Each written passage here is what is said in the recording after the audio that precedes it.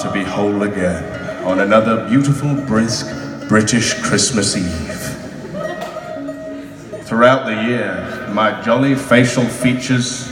Hang on, sorry, let's bring that up onto my knee like Santa would do it. As if 'twere pond scum on a pond. It is only on this day, once a year, that the alignment of our great Weetabixie rock pile, Stonehenge, aligns with the cheeriness of the stars and brings me together. I suppose you're wondering where I keep all the presents, eh?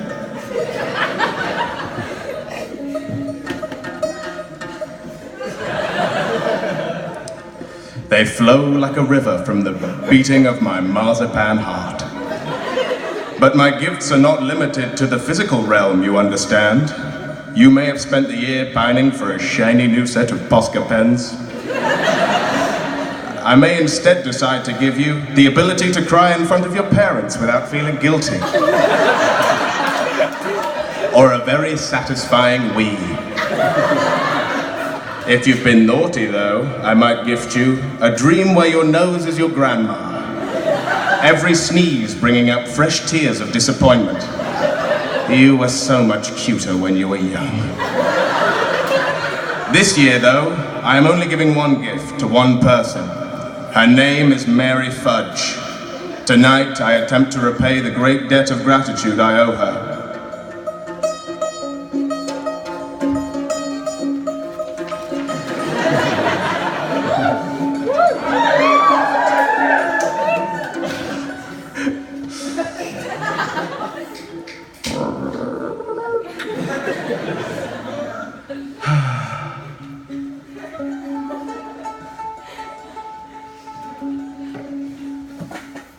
Sorry I'm late. Don't be silly. They're all chuffed to meet you. We've done the crackers already, but we haven't tucked into the sprouts yet. Is everything all right? Yeah, sorry. It's just, it's a really weird time of year for me. Oh, I'm sorry. If you're not up for it, we can go somewhere else. I'm sure they wouldn't mind. We can go somewhere for a minute. No, that's all right. I'll be all right. Let's go inside. I'm excited to meet your family.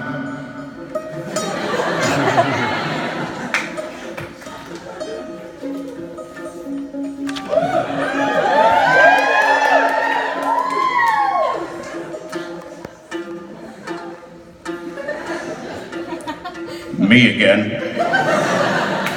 It's been a long time since Mary's done this. This is her first Christmas without Tim.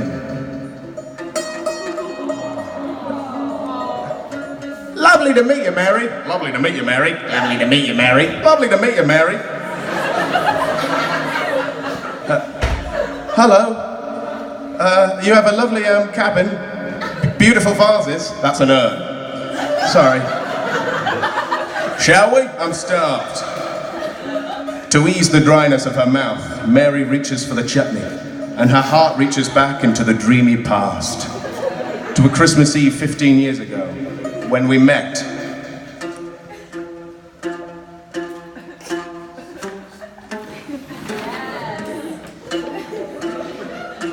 She was sat in the front garden, watching the lights from the cars cast ghostly faces in the gravel. Her parents promised to be back hours ago. They stepped out for piggy pudding that morning and wouldn't be home for another week. They were impulsive people, ditched the gasless car at Tesco Metro and hitchhiked their way to Centre Parks. For Christmas that year, I made sure they always felt slightly itchy for the rest of their lives. It took them all night to get there, though. The roads were clogged like Hoovers sucking unbuilt Lego on Boxing Day. One desperate parent took a risky detour by Stonehenge, by my summoning pit, knocked those sacred Jenga blocks out of alignment. My jolly parts were scattered from M4 to M9, and to Mary's front garden.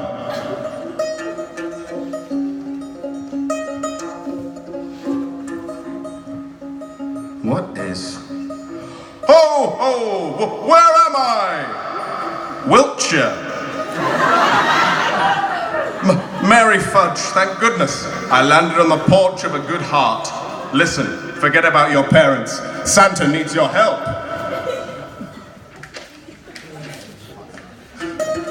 She took her mother's road bike from the lean-to and put it into toughest gear.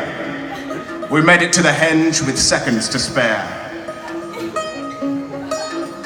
My eyes had landed in Aylesbury, had splashed into a bowl of Cocoa Pops, turning them an urgent shade of Yuletide panic. The bowl had belonged to Tim Fremantle, to Mary's future husband.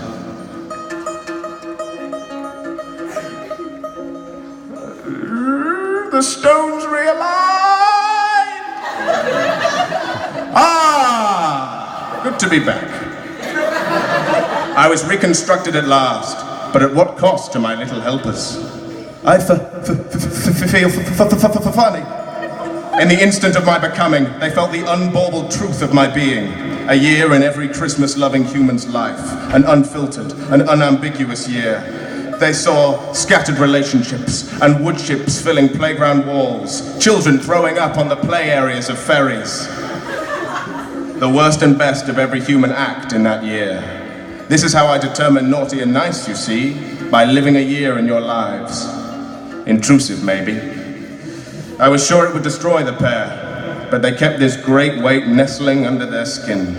They saw each other in this fleshy moral mess, saw the overlap in guilt in their lives, and the stars turned to mistletoe for one glorious Christmas kiss.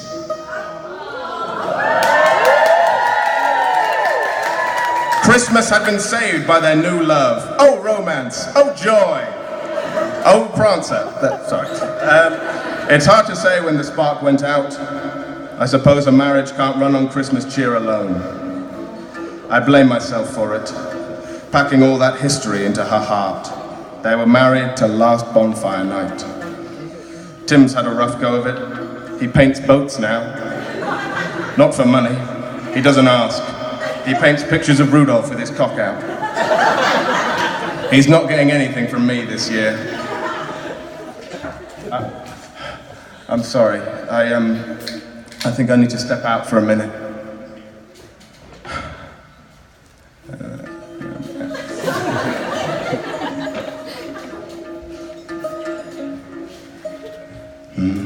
Like Santa on Christmas Eve, I've got too much baggage.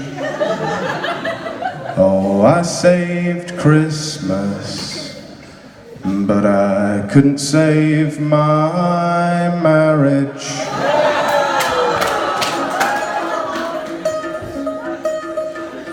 She went to her car, but I interrupted before she had a chance to leave the festivities. I was a bit late.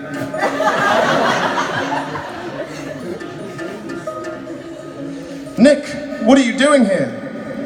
I'm dedicating this eve to you. Here's your present. I give you permission on my authority to open it before morning. Pop, pop! Crack, no, they go crack. Okay, I guess I'll read the joke. What sort of candy deserves to let herself fall in love again? Mary Fudge. What's this, a snow globe? Is this me and Tim on that night?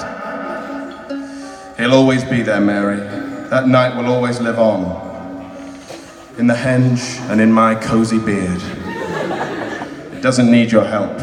Forgive yourself. I love you.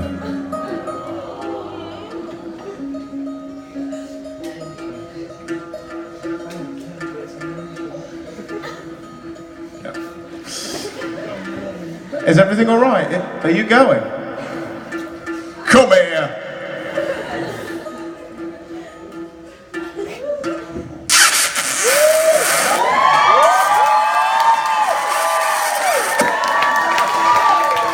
Ho, ho, ho! Merry Christmas and a loving New Year to you all.